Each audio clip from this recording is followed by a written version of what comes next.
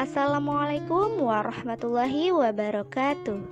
Selamat pagi anak-anak yang soleh dan solehah. Semoga kita dalam keadaan sehat walafiat dan tetap semangat untuk belajar. Sebelum kita mulai belajar, alangkah baiknya kita berdoa terlebih dahulu agar pembelajaran kita hari ini diberi kemudahan oleh Allah Subhanahu wa Ta'ala. Bismillahirrahmanirrahim. Raditu billahi rabba wa bil islami dina wa bi muhammadin nabiyya wa rasulah. Rabbi zidni ilman warzuqni fahman. Amin ya rabbal alamin. Kisah keteladanan Nabi Ismail alaihi salam. Raja dan rakyat negeri Babilonia telah tertutup hatinya. Mereka tidak mau menyembah Allah Subhanahu wa Ta'ala. Nabi Ibrahim alaihissalam semakin terpojok dan tertindas.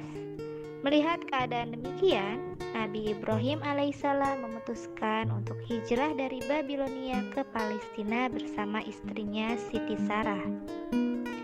Di Palestina, hari demi hari dilalui oleh Nabi Ibrahim alaihissalam dan istrinya dengan berdakwah menegakkan agama Allah Subhanahu wa Ta'ala.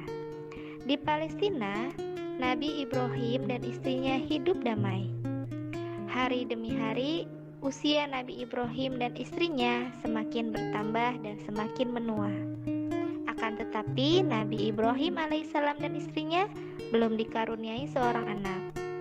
Hal itu sangat merisaukan Siti Sarah, istri Nabi Ibrahim alaihissalam.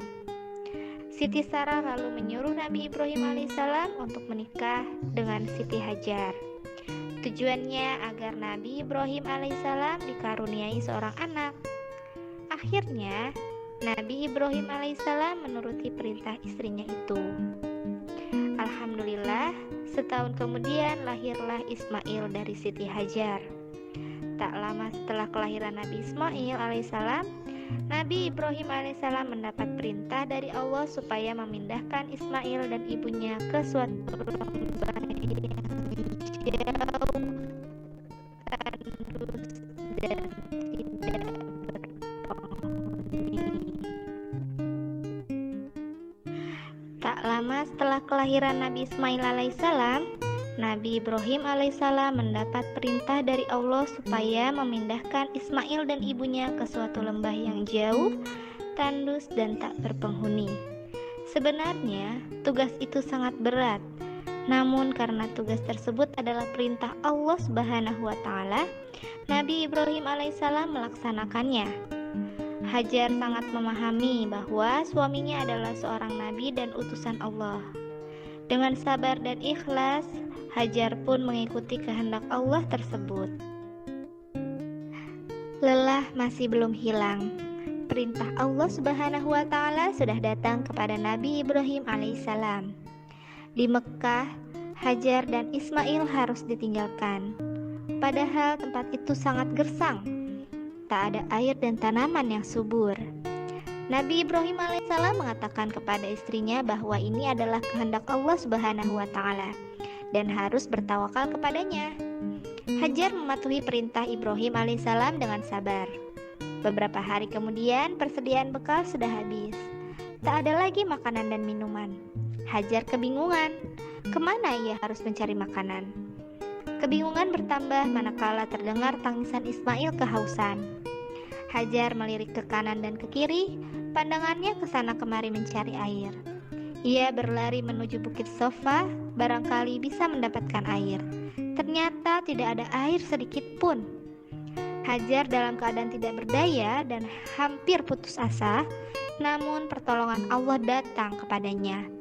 Atas kekuasaan Allah Subhanahu wa Ta'ala, melalui malaikat Jibril, keluarlah mata air Zam-Zam. Air itu dapat memenuhi keperluan sehari-hari. Pengorbanan Nabi Ismail alaihissalam. Nabi Ismail alaihissalam adalah anak yang patuh dan taat pada perintah Allah Subhanahu wa Ta'ala, serta hormat kepada orang tuanya. Ketaatan dan kepatuhan Nabi Ismail alaihissalam diuji oleh Allah Subhanahu wa Ta'ala. Ketika Ismail menginjak usia remaja, Nabi Ibrahim alaihissalam dan Siti Hajar diuji oleh Allah Subhanahu wa Ta'ala. Peristiwa ini dijelaskan dalam Al-Quran surah As-Saffat ayat 102. Maka ketika anak itu sudah sampai umur, sanggup berusaha bersamanya, Ibrahim berkata, "Wahai anakku, sesungguhnya aku bermimpi bahwa aku menyembelihmu, maka pikirkanlah bagaimana pendapatmu." Dia, Ismail, menjawab, "Wahai ayahku, lakukanlah apa yang diperintahkan Allah kepadamu. Insya Allah, engkau akan mendapatiku termasuk orang yang sabar." Nabi Ismail alaihissalam tahu bahwa ayahnya seorang nabi yang bertakwa kepada Allah Subhanahu wa Ta'ala. Pada saat hati ayahnya remuk, saat hendak mengorbankan dirinya, Nabi Ismail alaihissalam memberi semangat kepada ayahnya untuk tabah menjalankan perintah Allah tersebut. Nabi Ismail alaihissalam rela berkorban. Nabi Ibrahim alaihissalam kemudian melaksanakan perintah Allah Subhanahu wa Ta'ala tersebut dengan mantap dan yakin. Saat Nabi Ibrahim alaihissalam hendak menyembelih Nabi Ismail alaihissalam, Allah Subhanahu wa Ta'ala menggantikannya dengan seekor domba besar. Selamatlah jiwa Nabi Ismail alaihissalam. Dan Nabi Ibrahim alaihissalam tidak kehilangan ketaatannya kepada Allah Subhanahu wa Ta'ala. Hormat dan patuh kepada orang tua. Ketaatan Nabi Ismail alaihissalam merupakan ketaatan seorang anak yang berbakti kepada orang tuanya.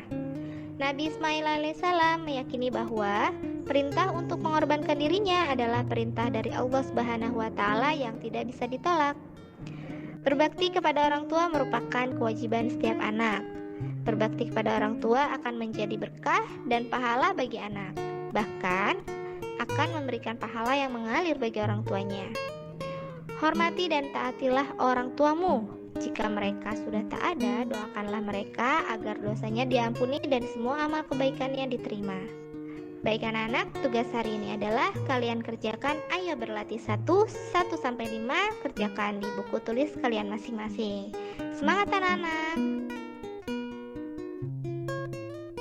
Sekian pembelajaran pada hari ini. Marilah sama-sama kita membaca hamdalah. Alhamdulillahirabbil alamin.